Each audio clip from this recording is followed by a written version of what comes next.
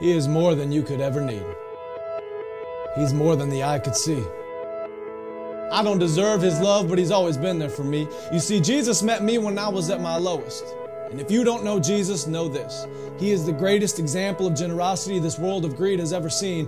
And when Jesus hit the scene, He changed the scenery and met diversity with serenity. If you're looking for peace, He offers plenty. Jesus was and Jesus will forever be King. And when the angels sing, they sing of the grace that was displayed for sinners like me. I can't explain Him and I can't describe Him. And if I could, He wouldn't be Jesus, because you can't explain eternity and you can't comprehend the galaxies. But it was the loving hands of Jesus who spun them into existence and created man, knowing He would go to the cross to pay our sentence.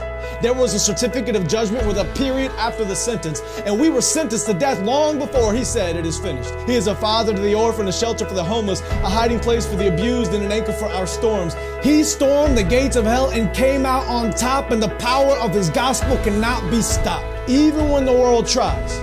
They try a lot. He traded places with Barabbas and became the catalyst of missions across the world, covering every portion of the atlas. If you're in need of rest, I know of a mattress. If you don't know Jesus, your future is tragic, but He gladly embraced tragedy so we could live in His presence of majesty. His presence is presence, and it's His presence that presents preciousness to a world of peasants. He is far from pretentious, but still loves those who are. He is the light of the world and hung the stars. He brings the dead to life and delivers life to the dead. He took a crown of thorns on His head so we could put crowns at His feet, and I can't wait until I get to kiss His feet that were nailed to a cross for me and for you and for every person around the world. He loves the world, and I love His Word, because the Word became flesh, and in His flesh He demonstrated the Word to the world. He is an example to every boy and every girl. He is a lover of black people. He is a lover of white people. He is a lover of the unchurched and the assembly under the steeple. He doesn't see the believers' failures, but still takes time to celebrate their faithfulness.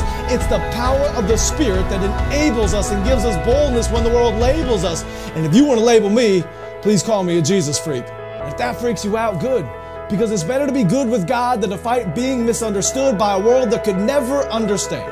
So let it be understood that I don't worship man, we worship Jesus. And although He doesn't need us, He still sees us and pleads with us to run to the cross where He bled for us. His heart bleeds for us, His heart grieves for us, but still graciously grants us a pardon for our treason in a season where the world tries to explain away the work of the Spirit with human reasoning. There is a reason they can't. Because the Spirit is like the wind, and the wind cannot be seen. But loved is the one who believes without seeing the unseen. I'm telling you today that Jesus is something. He's something more. He's something great. And if you want to know Him, you don't have to wait. He stands at the narrow path with a key to the gate, and you only have to reach out and embrace His grace. I don't care who's president. I have a King who is always present. I don't care who holds musical celebrity. The voice of the Lord will always be the sweetest melody. I don't care who owns the riches of the globe. My Jesus holds more wealth than one ruby on His robe. I don't care who is the strongest or the fastest. Nothing matches the Creator of the universe and His immortal, infinite status. I don't care about religious leaders who died and stayed dead. I'll only worship the one who conquered death and wears a crown on His head. His name is Jesus, and I'm telling you, He's something. He was faithful yesterday, and He is faithful today. I can feel His presence whenever I pray, and when the time comes for me to fade away, I'll remember the day I heard Him say, "My name is Jesus."